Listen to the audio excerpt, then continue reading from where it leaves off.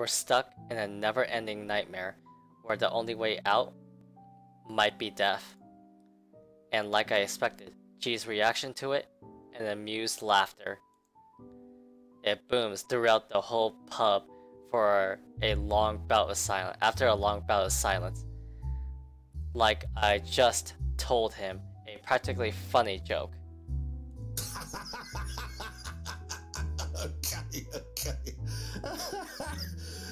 Good one, kid. You don't want to spill. No one's forcing you. Seriously, though. Good one. Yeah, good one indeed.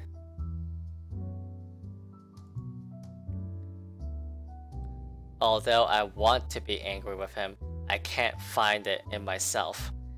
Can't even muster the energy for a scowl or a glare. Nothing but a taste of my own medicine to temper the annoyance bubbling up in me, I suppose. In the end, echoing her words is the best I can do. It's not a joke. It ain't anymore. Yeah, alright, good luck with that. You're on your own. You're on your own. Here I thought you didn't have an ounce of humor in that body. Guess I'm wrong. Yep. If only you had it easy. He shakes his head, lets out another chuckle before returning to his task.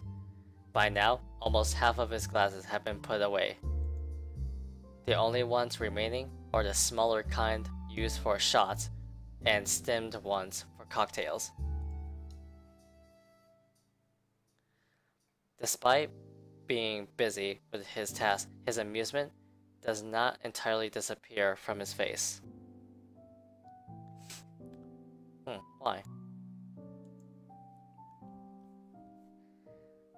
He keeps talking, as if I'm simply another customer he entertains with his stories.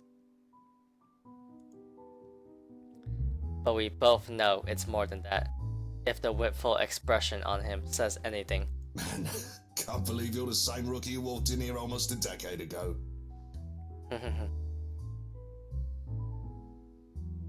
Too smart for his own good, that boy. Has always been 2 steps ahead of things. Doesn't seem so, huh? Now that we found the letter, and that we can't seem to be... that we don't know about. Now he's here, sulking. I must have screwed up somewhere then. I must have screwed up a lot. For things to suddenly shift like this, for me to become a mere shadow of the person I used to be? Nah, I don't think so. This one? Screwed up? Not by a mile. It's too early to say. You've still got several years ahead of you, Holmes. Take it easy. But some things change, eh? It has been years, and you were a kid back then. You know, the sort that's a bit unsure, making all the horrible decisions in life he'd eventually be embarrassed to talk about. You never stopped calling me kid, though. Well, you still are. It's just that this time, you're sure of who that badge and gun is for. What was it you police types usually say? To protect and serve, yeah? Yeah. A significant pause follows at his heels. From both of us, as he allows its meaning to sink in and spur something in me, stirring a feeling both heavy and forceful, but not completely unwelcome. Familiar. Though before I can even clarify what he's trying to imply, or gather my thoughts on the matter, G turns away to begin his work on the silverwares. Maybe that's what we need?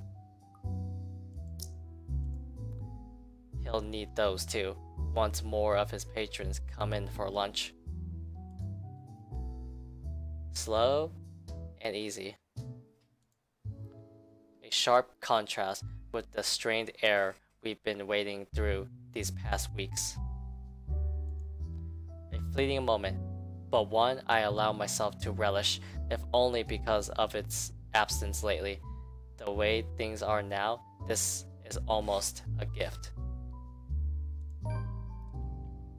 So when it all ends with the loud shuffling of feet from the adjacent hallway, a sigh is all that leaves me.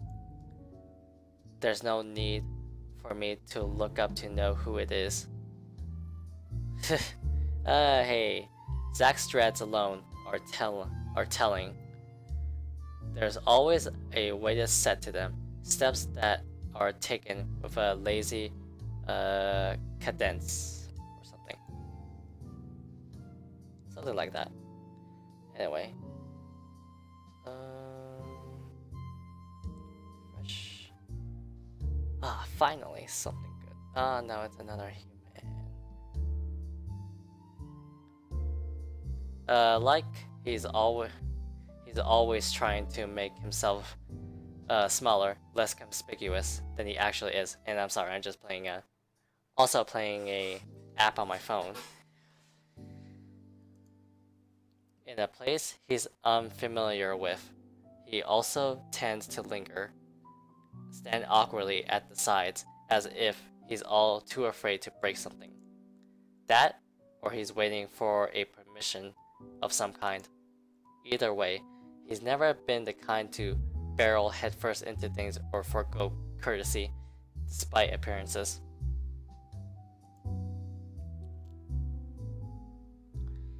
Much like how Rebecca's mother, Henning, bails her fiery temperament, or Isabella's rare displays of maturity appears at odds with her youth.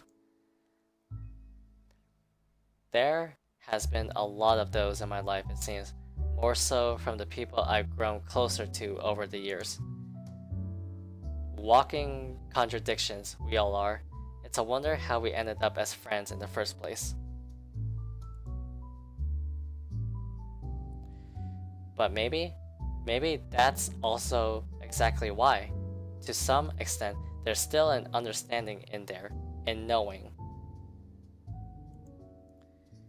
that no matter how long you've been together, or how familiar you are with a person's habits, or how many lifetimes there might be for all of you, one can never fully know a person. Sometimes it works because they merely choose to stay. Let's see.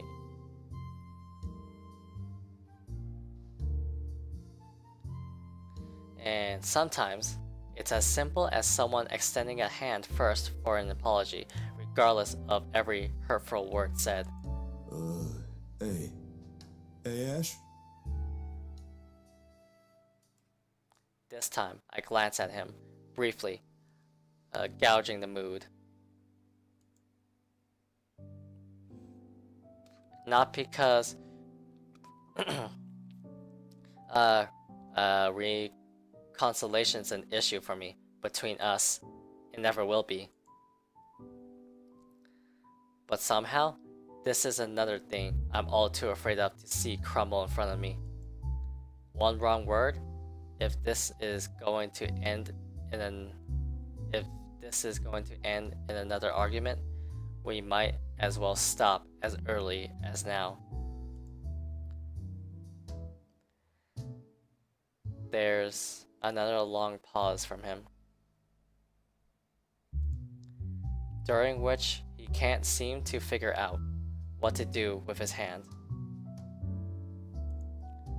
In the end, he chooses to stuff both into his pockets and trains his eyes at the now empty space behind the counter.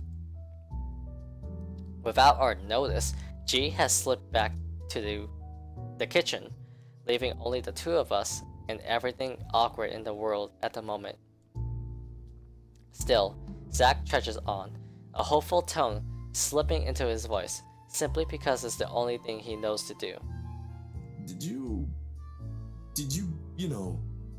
get any sleep? No. It's a start, at least. A stiff one, but a start. The least I can offer in return is that rare honesty. For a few. A few hours, yeah. Kurt, Bruquist, Bruquit, not an ounce of friendliness in it. In spite of it, Zack takes it as a sign. Relief washes over him as his shoulders relax and he releases a tense breath.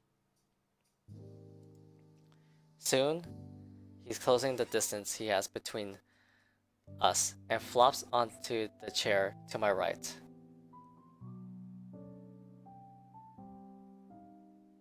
I think the better question is if the dreams are pleasant.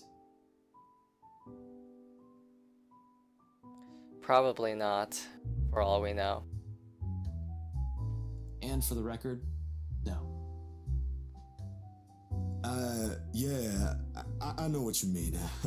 I get those a lot. He shifts in his seat, coughs, drums his fingers on the counter for a short while, then falls silent. That's it. No apologies.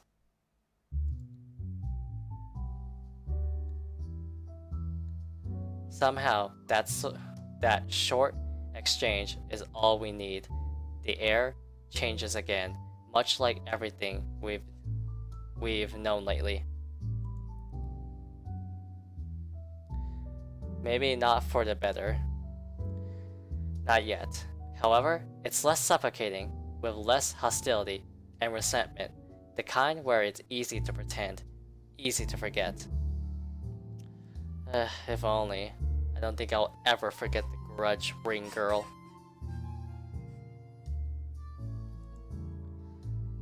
Not that it's a thing that'll happen anytime soon, but one can dream.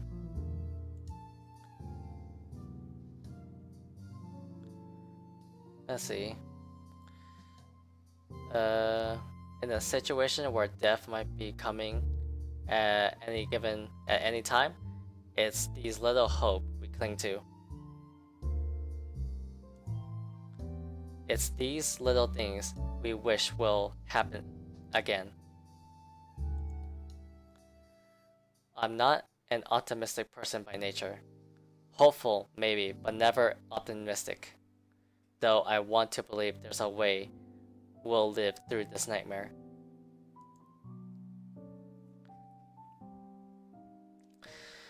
It's just funny how it took all of this to spur these kinds of thoughts in me.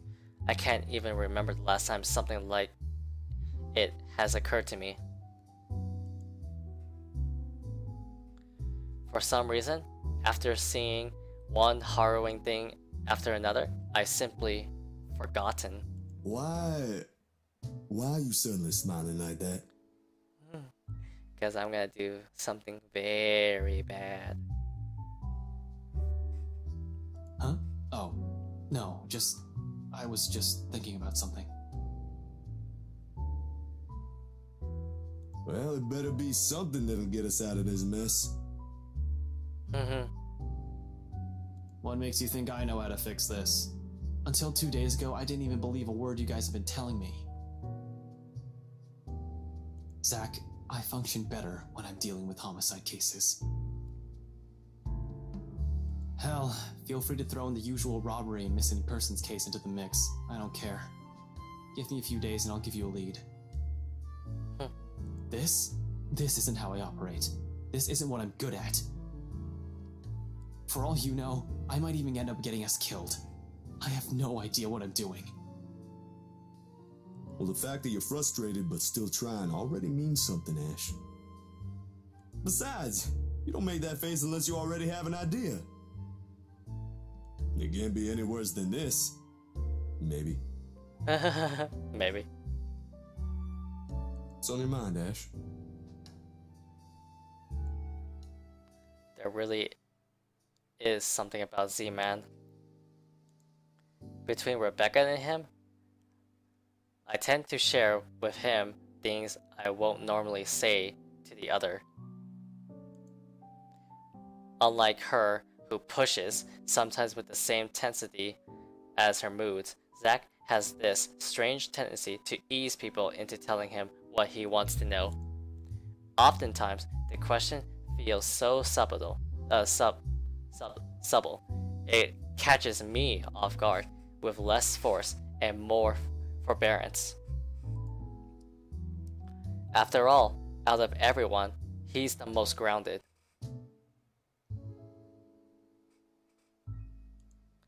Really, he's like the older brother I never had. The kind you can depend on when things go sour. The kind you tell things to simply because he'll listen without forcing his own opinions on you. We still have one more lead we haven't checked. I'm gonna look into it tonight. Is that a good thing?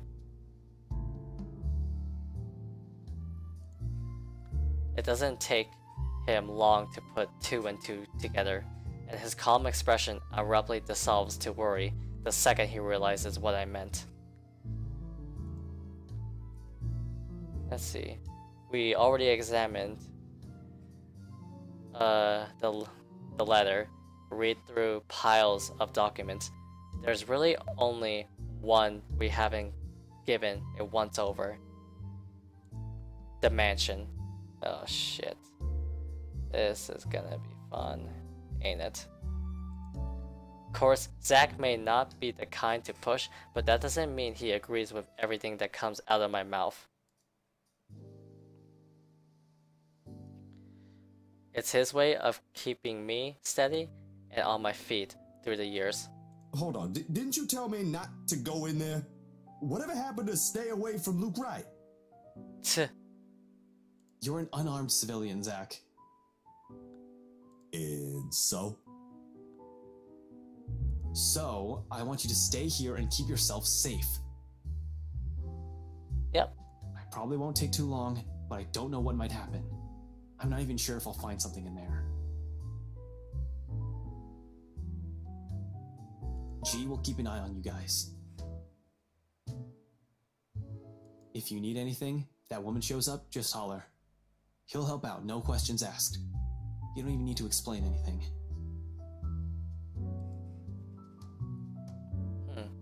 A good, reliable old chap, is he?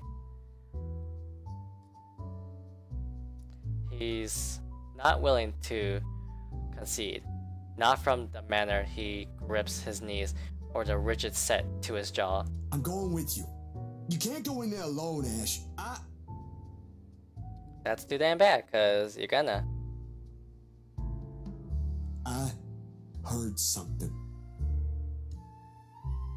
The morning I was there, I heard someone scream, and then there was a woman crying, and I don't know what's going on inside that mansion, but I am telling you, you shouldn't face whatever's inside alone. Before I can stop myself, a heavy breath escapes from my mouth. It's one of those times, again, where Zack means well, but he's completely missing the point I'm trying to make. When things take a turn for this, when he gets in a mood like this, he's almost as strong-headed as Isabella. How and where do I even start?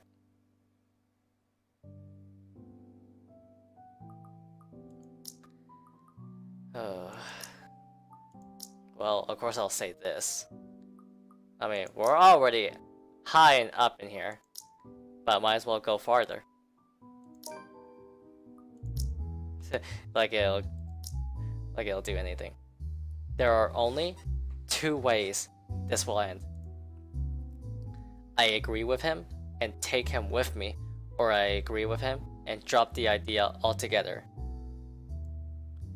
Neither appeals more than the other, especially when we're all desperate for answers and a way out. Let's see. If all it'll take is a little more honesty to make him drop this harebrained idea, so be it. Look, man. Bro. Z-Man. Zack. Zachary, listen. I know you only want to help. Like hell! This ain't just about helping, Ashton! You're throwing yourself in the thick of it on your own! Damn. Was your fall last night really that bad? Did you hit your head hard? I honestly can't tell if you've gone stupid or just plain suicidal. To both. My head's okay, Zach, but it won't stay that way if we don't do anything about this. Someone has to. Seriously, this is already a desperate move. The longer we dally, the faster we're losing our opinions. Or options, not opinions. Do we even have one now? Looking back at it, this whole business with the ghost seems perfectly set up to drive us into a corner. Either until we lose our mind or she gets us. It's starting to feel as if there isn't escape. We already become her playthings the second Isabella found that letter. Let's see. That our lives are in her hands ticks me off big time, but the idea of watching the people I care about die helplessly, more so. They're much safer here than with me. It's a selfish thought, I know, born out of fear. So, in case things go wary, the very last thing I want to happen is for Zach to take the fall with me. Let's see, I've already made enough mistakes. And that means it's just you. Just me. Suddenly, he climbs up.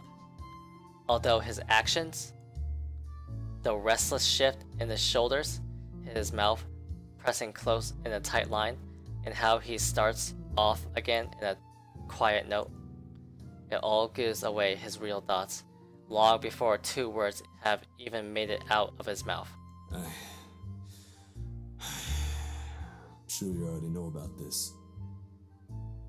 Pretty sure. Maybe this is you trying to make amends, or whatever. I don't know. You're making your own decisions here. Yes. Yes, I am. Would you like to know what it is?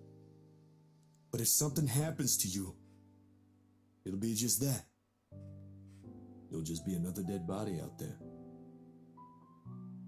Please, don't do something like this. Don't worry, I'm not stupid enough to get myself killed. I just want things to go back to normal, Zach. Like hell we all are. I want all of you guys to live.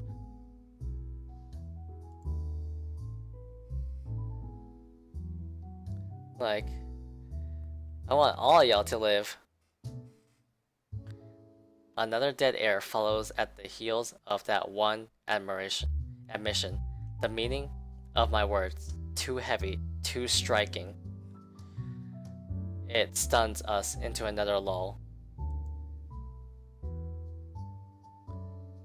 Optimism aside, we're both aware that's impossible.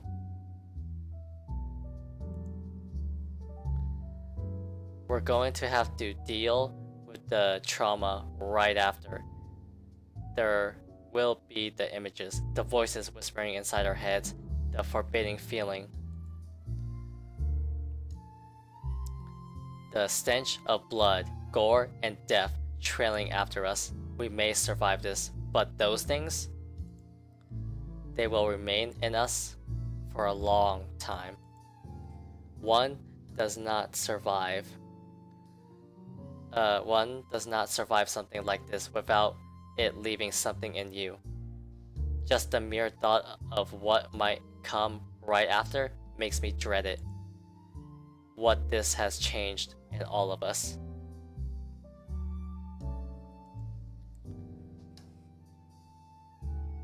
see. But I suppose that outcome is more acceptable. The lesser of two evils. Oh, jeez. 3 hours. What? My head snaps up. I turn to him, puzzled. He's staring at his hands with a thoughtful expression, brows furrowed in deep concentration. Well, like he's trying to choose the right words to convey what he's about to say. 3 hours? For what? That's how much time he's giving us. That's more than enough time to go there, to check things, like you said, and travel back here.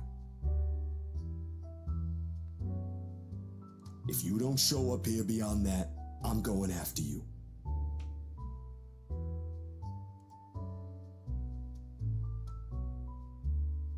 From his tone, it sounds almost like a warning. I'm sure it's not his intention. But hearing something like that from a person like Zack, I can't help but chuckle and throw in a jib, despite how dire things are. Just like the old times. Make that 4. What? You said you're just gonna check things. Why would you even need that long? Speed limit? I'm a ranked law enforcement officer, Zack. I'm supposed to set an example.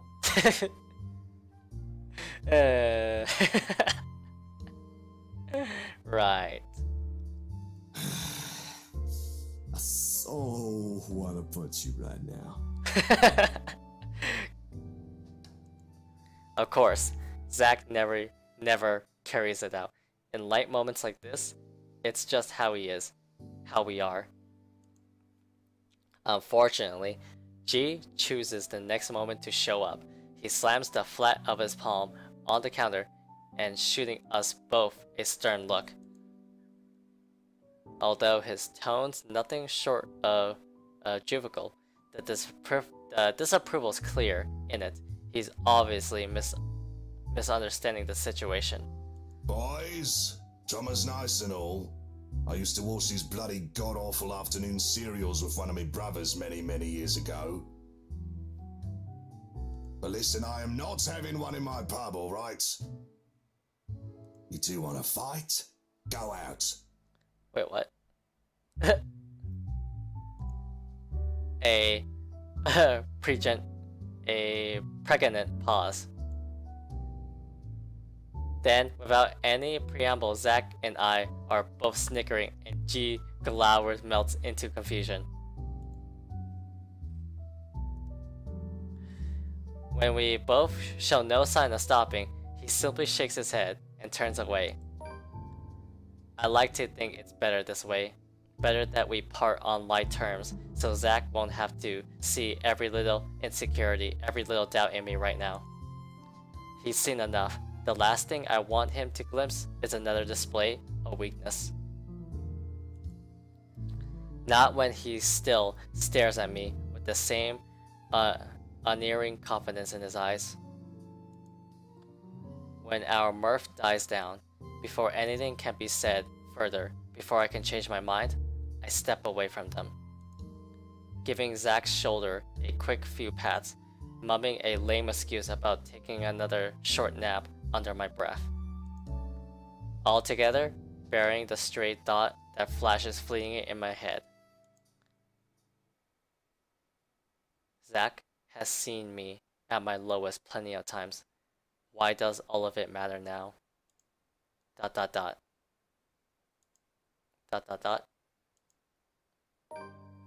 Oh, hi! What? He looks worried. Okay. So just how much time did I put in this one? Just above an hour. We haven't left yet, so I'll still keep going. The sun hangs lower when I stumble back into consciousness and I drag myself downstairs.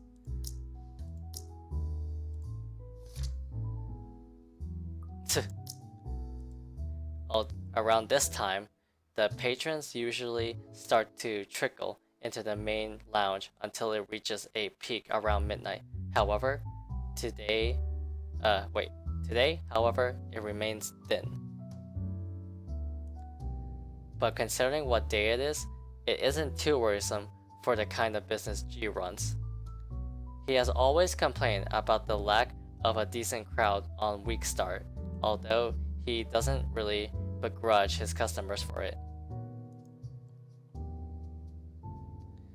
No one wants to start the week with a bad case of a hangover after all, even him, which makes the concerned look he gives me come off a bit too odd. With the kind of danger we're in, this swiftly puts me on the edge, even before sleep completely fades from my mind. Something wrong, G? Yeah, something wrong because I don't like it. I don't like that look you're carrying. G hums, but there's an undertone of annoyance in it despite his casual and open movements. And only after he finishes wiping a tumbler and carefully settles it face down on the table does he give me an answer. The way he stares back at me honestly makes me squirm. It feels like I'm being stared down by my primary school teacher for sleeping in class again. Nothing much. Monday's still a slow day for this place. But you might want to check on your friends, kid. Looks like one of them woke up on the wrong side of the bed while you were out. Another question forms in my head along with a small, confused frown. Though before a single syllable slips past my mouth, Rebecca's erect voice rings out from some part of the main lounge. From the sound of it, it appears woke up on the wrong side of the bed is a complete understatement. Alone? You know we can't just go in there. But we don't have any other choice, Becca! There's really no other way. We have to go there. If you'll just... Isabella, no. That doesn't sound too comforting. Looks like Isabella came with the same thought.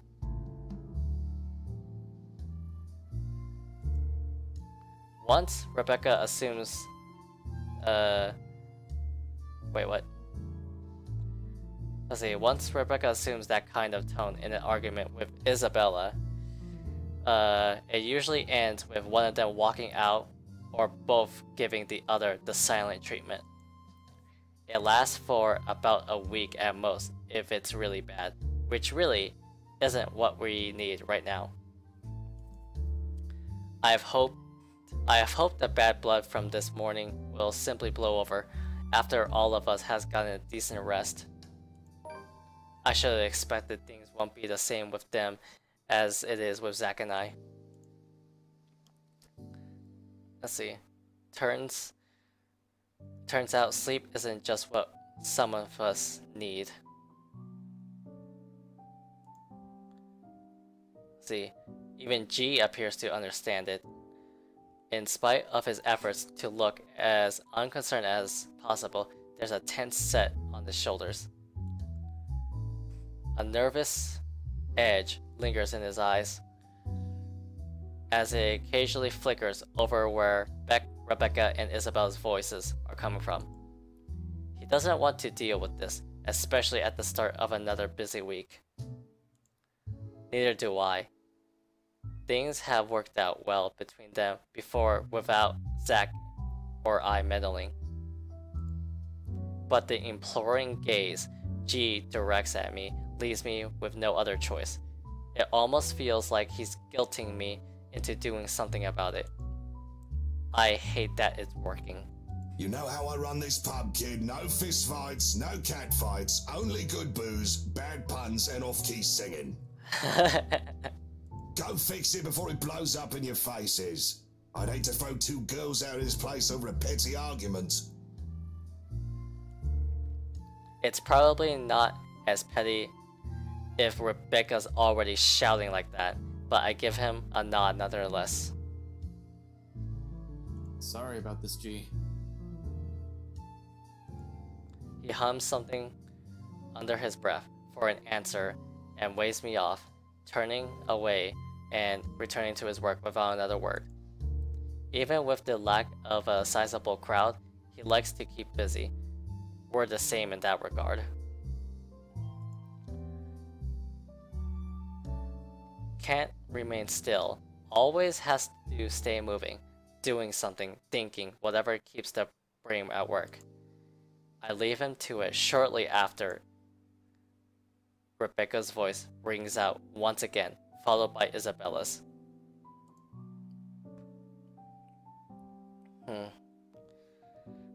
But part of me wants to thank him for all the trouble he has taken for people he barely even knew. Once this is over, I should probably find some way. In the meantime, I have this immediate problem to fix. Gotta get to this before it turns into a shitstorm both of them will regret.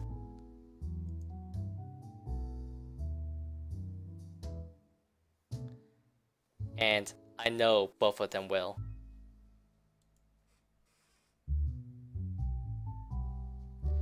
For all of Isabella's complaints about Rebecca's bossy attitude, or how annoying Rebecca sometimes finds the other's childlike demeanor, it's a friendship they both cherish in their own way.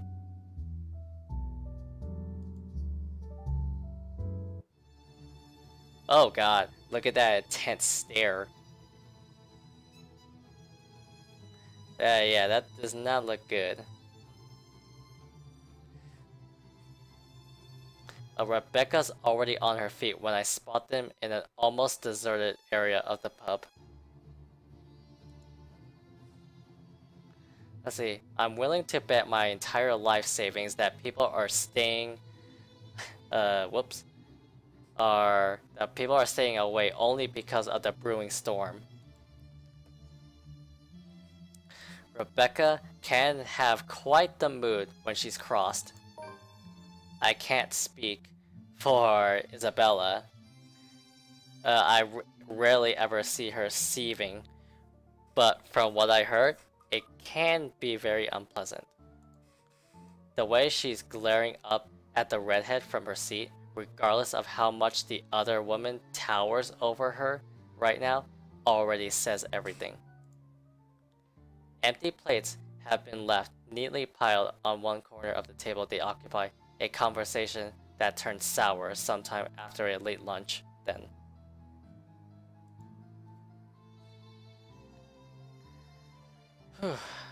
Good thing they're already done and nothing's left to be spilled. Oh. Nope. Because in the next moment, before I can approach and intervene, Rebecca slams her palm on the table. It sends the silverware clinking sharply against the surface. Isabella flinches momentarily. We both do, though she shows no indication of surrendering in the face of Rebecca's temper. Everything escalates from there. You've already gotten us in enough trouble because of this letter ghost everything. Letter ghost everything. What? Well, don't die. There's no audio. You're blaming me again! And you can't expect everyone to fix your mess! You keep on putting the blame on me, but you're the one who didn't listen! All of you! If you just listened in the first place, maybe this wouldn't have happened! But you're too busy acting like you know what's best for everyone, when in fact you're the one who's being selfish! I'm the one who's selfish! Yet you're still going to do what you want anyway, even if the people around you are already beside themselves with worry. This is how you've always acted since we met, and I'm tired of it. Sometimes I wish you never even came here, because all you've given us is a headache. Oh, You know why I had to come here. My dad. Oh wait, has she told him about her dad? Your dad has nothing to do with this. Uh-oh. It has always been you and your whiny, careless self that has always been the problem.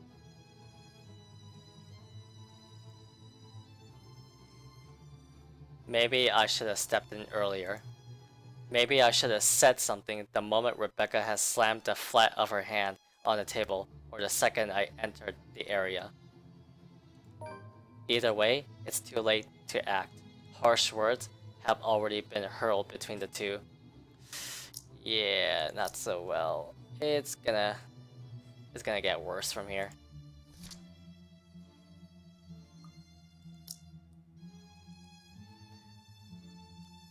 Let's see, words. More cutting than any blade, each and every one of it digging a wound too deep in the person they've been aimed at. For a long time, Isabella sits there in silence, while Rebecca stands unmoving, arms crossed and breathing heavy. Despite the lack of words between them, they're both vibrating with anger, refusing to meet the other's eye. Ever so slowly, the atmosphere in the room turns thick and smothering. A strained air no one in the immediate vicinity, including me, dares to break, until the ones at its center does so. Rebecca definitely won't. At some point in our friendship, she has grown to become a woman firm with her opinions. She's never going to back down from this, not when she knows she has a point. Isabella, on the other hand, there has always been a certain stubbornness in her. As frustrating as it is to see sometimes, it's what has gotten her through life's hardships. Perhaps even the only thing that she has. Perhaps even the only thing that has. When you have nothing else, people tend to cling on to what they have within themselves instead. But she also knows when to withdraw, when a struggle turns useless, a kind of awareness almost second nature to her. When enough is enough, Isabella abruptly stands and marches towards the exit, in fast, rigid steps, away from the hurt and painful words they let fly earlier. She bumps into me in her haste, the impact nearly knocking her off her feet. Instinct kicks in at the last moment, and I reach out for her, grabbing her arm in a steadying grip. Surprise flits across her face, an expression mirrored by Rebecca behind her. Hey. What's up? Yeah, I'm here. Neither of them have noticed me. However, that doesn't mean I won't have things to say about this. Take Isabella's side. Agree with Rebecca. This is... Shit. This is a relationship status, is it? None of them are gonna like this.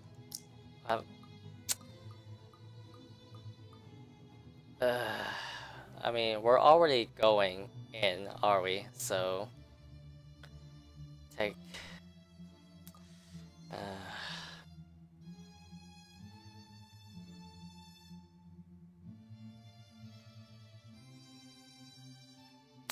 I'll take Isabella's side.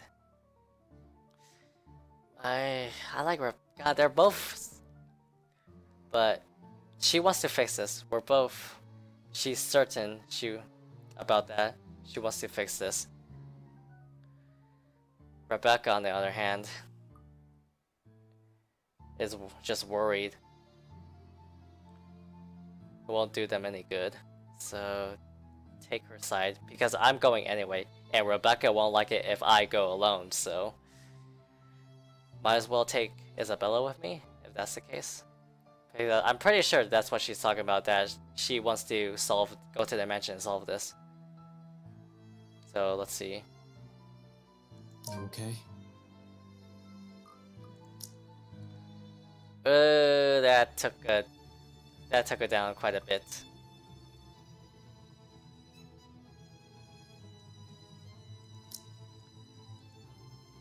Rather than answer, once her shock subsides, damn it, I failed this one. But anyway, she merely averts her gaze and hastily wipes the tears off her cheeks, like she only noticed them in that moment. Then, without another word, or even meeting my eyes again, she gently brushes away my hand and runs off, leaving an awkward hush in her wake. Rebecca soon slumps on the chair Isabella has just left, gingerly reaching up to press the bridge of her nose and breathing out a ragged exhale.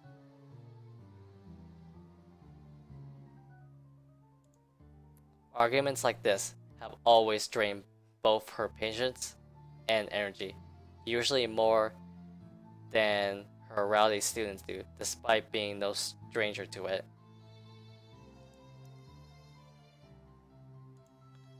It's no excuse for her to say those things, though, and my disapproval must be clear enough on my face. And let's see. When she finally glances back at me, her exhaustion immediately shifts back to annoyance, her mouth curving down to a tight frown.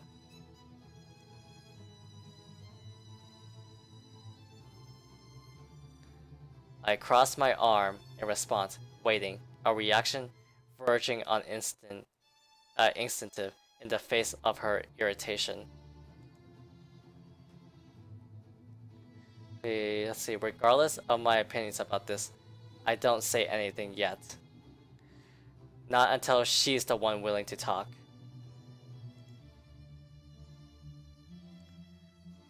Let's see, another minute passes while we stare each other down, but eventually she breathes out again and relaxes her rigid posture.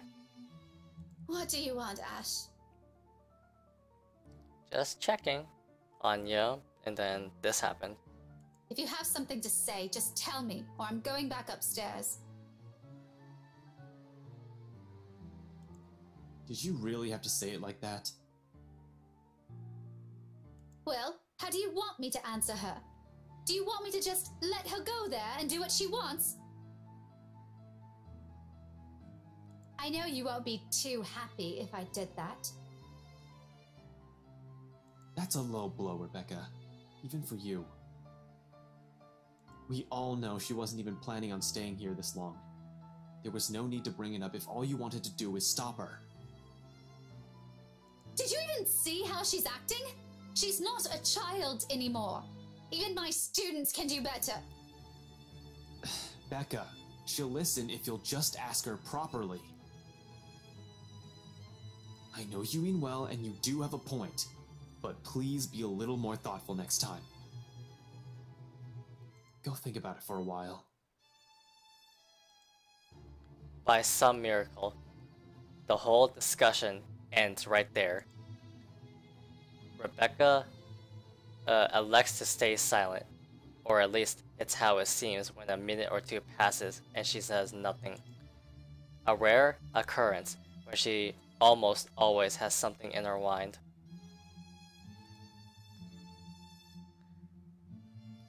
Only an uneasy atmosphere hangs in the air when I finally decide to remove myself from the room.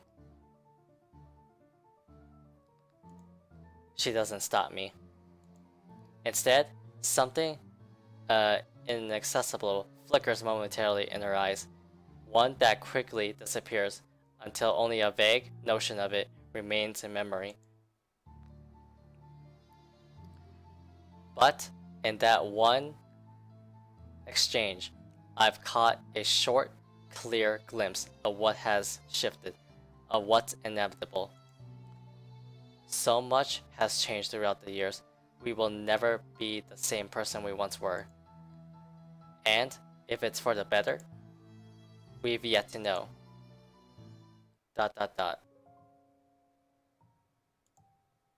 A lull has descended in the main lounge once I return. G's nowhere to be seen. People continue to trickle out instead of in, and by the time I get back, only 2 tables remain occupied. Soon, these people too will be gone, and the whole place will be devoid of anyone. Frankly, its current state already lends the place an entirely different vibe.